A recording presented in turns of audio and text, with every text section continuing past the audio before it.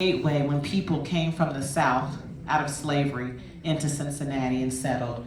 So it was a community in which African Americans lived, Jewish community lived there as well, and even Germans. So it was this really unique place where all these cultures of immigrants and people coming out of slavery lived, worked, and had life together. And so I'm saving this theater. It is now on a historical designation with the state. It's headed to be historical designation with the federal government. And we are in the process of raising $13 million. We have 1.1 million in. And we are going to build this space that will be a hub for not just African Americans, but it'll be a house that will have culture and history about people that are part of this country that have not been spoken about women, about artists that don't often get seen. And we are in this wonderful house here because they had the vision to support an exhibition to launch us into the museum world by hosting my father's work, which is on the second floor.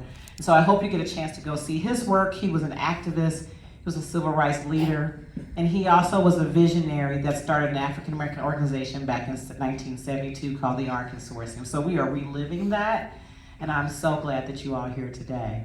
So let's talk about what you're here today for. This is going to be an exciting program. We have not only the cool kids in the house, and Mike Drop will introduce them to you, but we have some wonderful people who have been part of the hip hop culture for some decades, and a legend that actually has opened the door for many of these young hip hop artists. And why is hip hop important to me? I think that hip hop, for those of us who were born in the 70s and lived in the 90s, was our revolution music. Our parents marched for us and they died for us, they went to jail for us, and we use hip hop to kick in doors, saying messages that people didn't want to hear, but it told our stories. And so I'm so excited to be part of this. I'm gonna turn this over to Mike Drop. Let him introduce the cool kids who are partners with this. Oh, actually, I forgot. I need for Latoya to come up. Latoya, where are you? So besides the Contemporary Arts Center, we are very honored that Uncle Nearest is in the house supporting this and supporting us. We have Latoya tell you a little bit about Uncle Nearest. Hey y'all, good morning. Good morning. Did y'all get some of those grown folk mimosas upstairs? Yeah. What y'all think?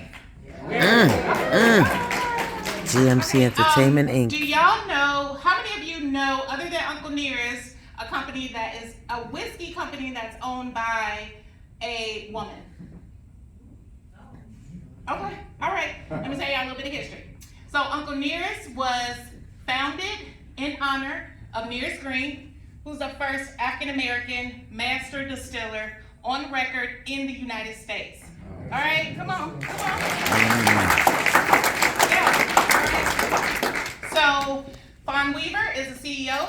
She was out of the country with her husband. She read a New York Times article that had some mentions of Nearest Green. They talked about Jack Daniels, but it had some mentions of Nearest Green, which piqued her interest. So she went down to the Dan Call Farm, which is the Jack Daniels distillery. She talked to their family. She also talked to Nearest Green family.